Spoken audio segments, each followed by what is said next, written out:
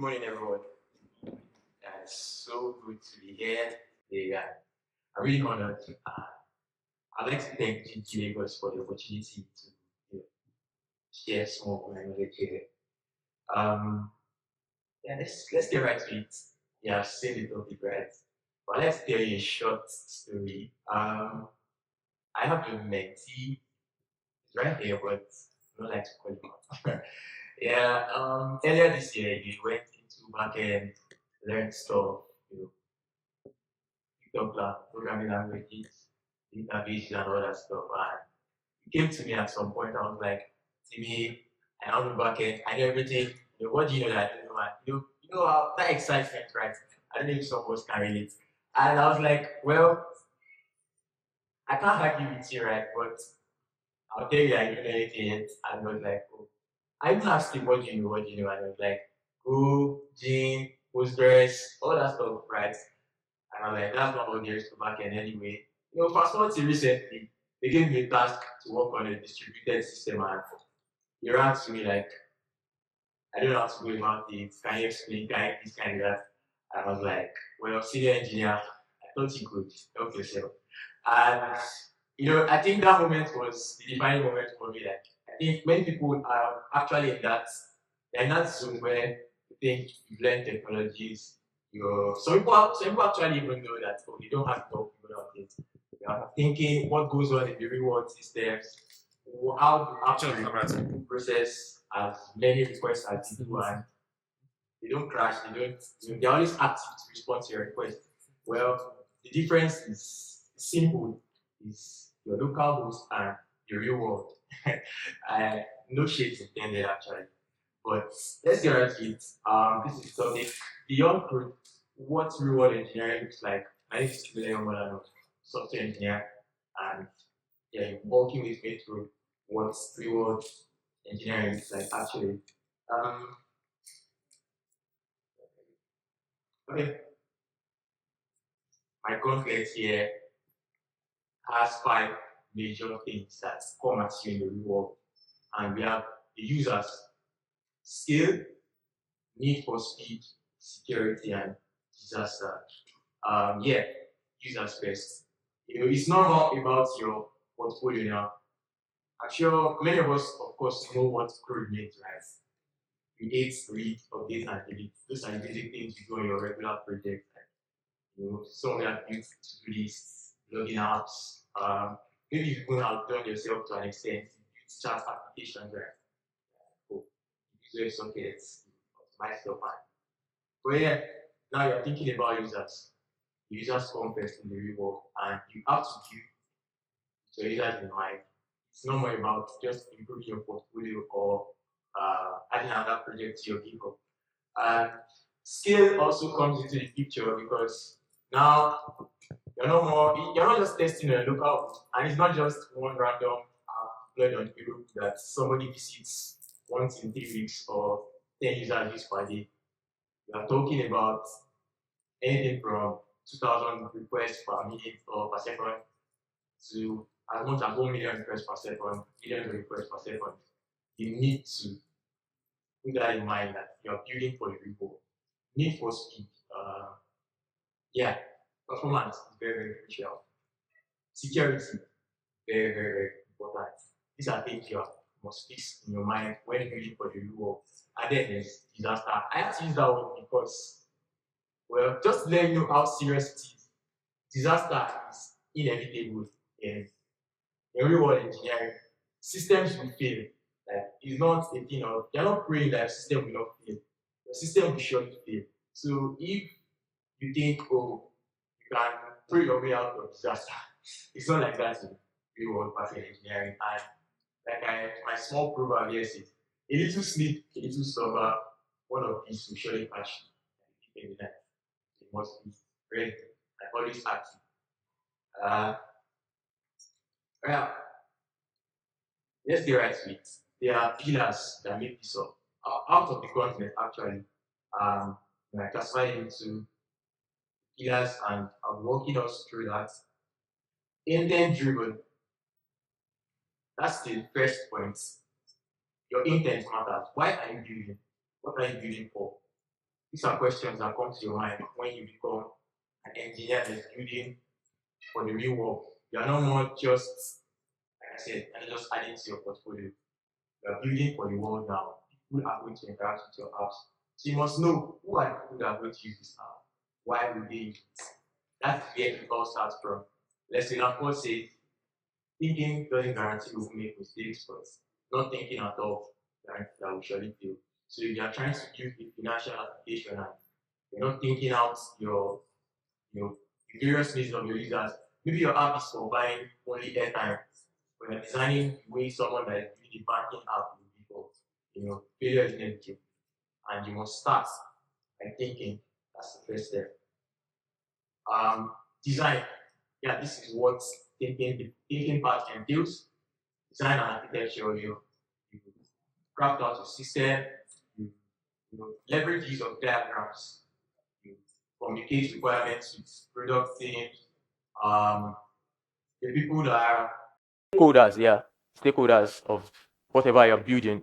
The you gather requirements, you know what your users need, and you try to meet their needs by every means, and leverage the use of diagrams. Right here is the PB model for all of us here bought tickets, right? Yeah, so I was privileged to work on the ticketing platform, and this is what our database looks like visually. So all that stuff you're doing right there, this was the first thing we did. Like the day Geek Sadiq created group chats, this was the first step. Let's design what we want to build. We not just open VS Code and ticketing file, users file, and whatever. We had to know what we are trying to achieve first. And so yeah, I use this as an example here. You can always leverage diagrams. Very, very important. Let's go on to the next. I call it the fortress, and it is security. Security is very, very important. Security is not something you come and add to your app later. Many people actually do that. I can say if I ask us to raise up our hands, if you are guilty, many people like raise up their hands today, and that's like you build your app finish before you even add login and authentication. Some people do that. Some people make sure every other functionality is working properly before adding middleware checks and all that stuff you do in JavaScript. I don't know. Yeah. So security is not something you add later. And security is beyond login and sign up. I'm sure we all know that. It is not just authorization. There's a difference between authentication and authorization. We all know that, right? The difference between authorization is more about access control, who has right to what, who can access what. And yeah, the points on security, I'd like to state that, you must build to be invulnerable. You must build to be invulnerable. There are various types of attacks that can hit you at any time. Don't think your app is not popular. I once worked on an application and we had not even launched yet. I already saw that someone was trying to break the system.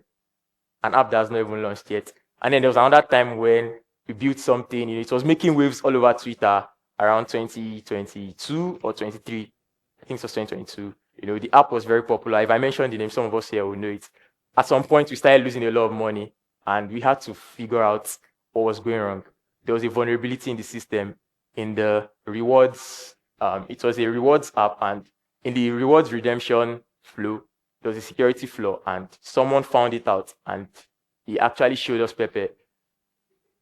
$10 reward, and it was withdrawing $10, $10, as many $10 as he could withdraw till we figured the whole thing out. Imagine having free $10 at any time. You like, I want to buy food. I have $10, $10 that you don't actually have. So you don't want to lose guard.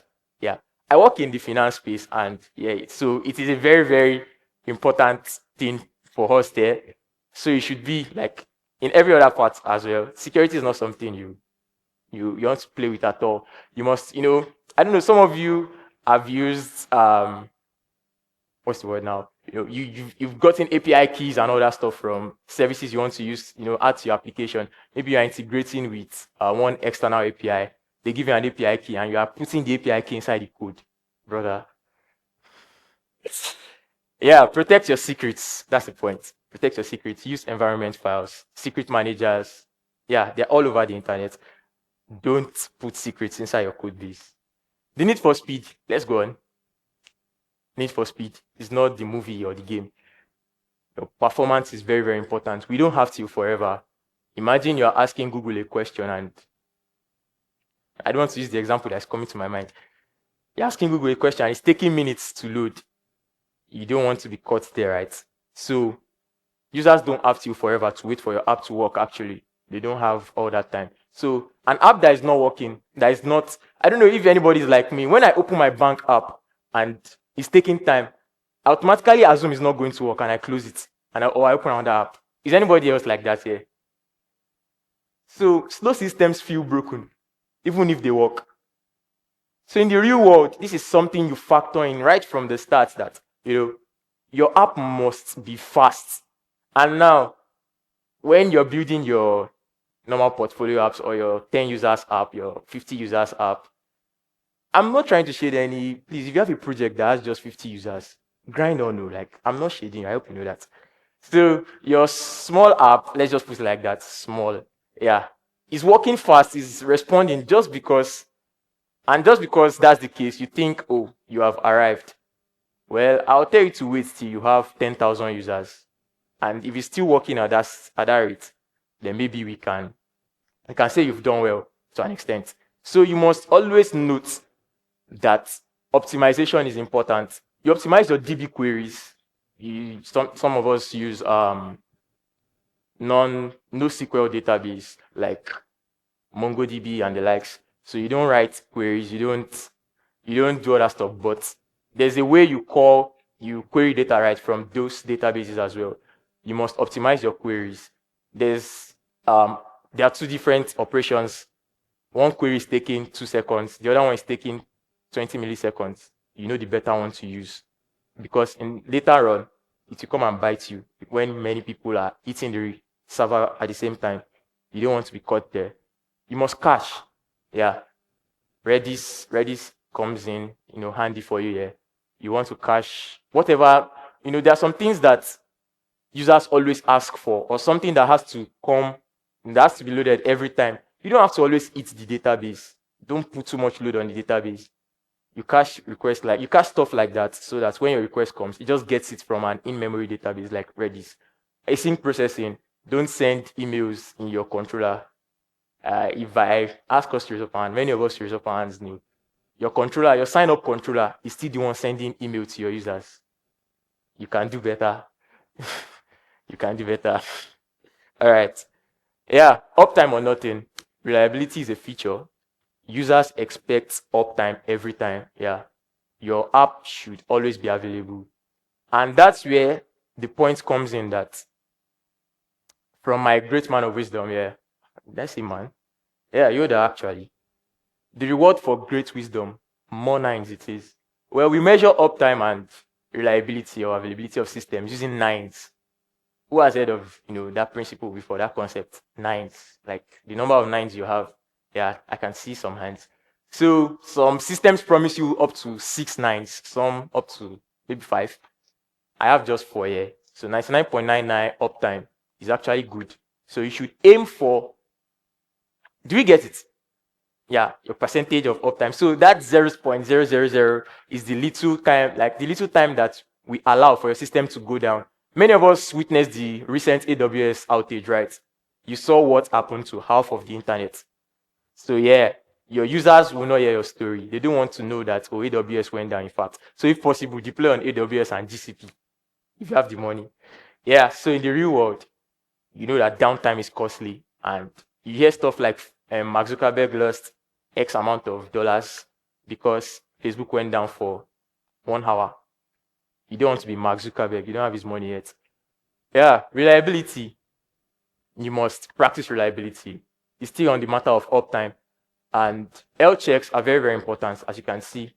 Auto-scaling, yeah, always built to scale. Graceful degradation, that is a very, very important thing. Many of us, your small server has an error and it crashes the whole thing. Then you have to manually restart. You cannot do that in production, right? Yeah, I'm sorry, in production. Imagine having to call your engineer every time. After I restart server, it's just terrible. Always build, have graceful degradation there instead of total failure, such that the whole thing goes out. Even in a case where it is not possible to recover, I think I'll use the same AWS example. I remember that day, Slack was down, right? But I could send texts. I could not just upload images. So that is an example of what I'm trying to say here. Not that the entire system is out. So you should make sure that your entire system is not going out because one thing is faulty.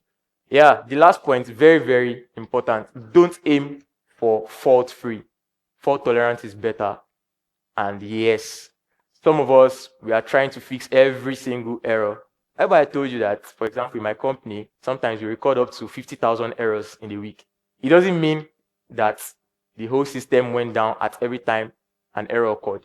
It is because the system is built to actually live through the errors. So in the real world, you're not building to avoid errors. You are building in a way such that even when errors happen, everything is still working fine. All right. So let's just proceed. Yeah, it's more than coding. There's the part of deployments, cloud computing, and all that stuff that comes in production. Let's talk about cloud computing a little bit. Many of us have played around AWS. You've started up an EC2 instance or something before. You've used GCP before. That's basic cloud computing. Now as an engineer, you don't really have to bother about servers, infrastructure. Cloud computing solves a major part of the problem for you. And thank God for modern tech we're doing now. We have DevOps engineers, right? They come into the picture as well, help you set up stuff like your deployment, your CI/CD pipelines, monitoring setups, observability. Yeah, that is very, very important as well. That's like, observability simply is, where you set up, how do I put it? Your monitoring and logging, such that you can check the performance of your system, which endpoint is taking time to respond to users, how slow are my queries, how fast is my system generally, what is failing, what can be improved. Observability gives you insight into all of that. And yeah, you have to actually factor that in the real world systems. Product thinking. Yeah, you're a problem solver. People should feel that. So it's not more, I'll still say it again, it's not more just your small users, it's not just you testing your app now. You're dealing with a whole demographic of people. So it's not just APIs, it is UX behind the scenes. Design endpoints according to user journeys. You think in trade-offs. Cost versus performance is a very good example of that. Sometimes something has to be slow for you to spend lesser money. If that's the better way to go for your company, you might have to give into that. And sometimes it is just the other way around. There are many other trade-offs you can always factor in. The point is that you're not just building, like, because you can code, you're not just writing code because you are the 10x dev. Now you are thinking about your users. You communicate with stakeholders, like I mentioned earlier. Let's do a quick case study. Imagine you built an app, let's call it DFP. You built DFP and let's say you have your first 1K users, everything is doing fine, right? The transactions are going well. When a user makes a transfer, the other user gets it immediately. Then you did a marketing campaign. You have 50K users, and now the whole system goes. What do we do now? Well, we fix it. What are some smart fix strategies you can put in place? For instance, maybe in your 1K user app that was working fine, emails were being sent in the same flow that was running transactions. Now you know that you have to offload emails to maybe workers or child processes that will do that for you. You cache, like I said, use Redis, introduce Redis for caching. Message queues can come in. An example of that is RabbitMQ, Kafka. These are technologies you can use to achieve that. When you bring in all of these, honestly, it's a whole lot that I can go on mentioning and all that. But when you bring in all of this, you realize that there's improvements in your performance generally, and everything is doing fine once again. And now you are happily serving your 50K users, your 100K users, improvements coming at every single point, and you must always think about that. So the real world backend engineer is not just about my code is working. Your code can be working, but it's not fulfilling the user's need. They will drag you. They don't care how good you are as an engineer. Almost everybody here is guilty of dragging bank engineers, right? UBA devs. I feel for them. GT Bank. Anyways, let's go on. So I'll leave you with this thought. Small word of wisdom. Great backends are invisible, but they power the systems that shine. You don't necessarily know what Google's backend looks like. Gmail just works. It works, right? It's not on the front end, guys. Any front end dev, I'm not trying to shade you, but it's really about what the backend guys have cooked. So no matter how beautiful your UI is, no matter how fine your designers have cooked all those animations and all, if the backend doesn't shine, the front end is crap. It's useless. But yeah, I think we can call it a day. Thank you very much for listening to my short talk. If you have questions, I'll be happy to take them. We can always chat after. Thank you very much. Catch me on LinkedIn. I'm not on Elon's app at the moment. Thank you very much. Thank you so much.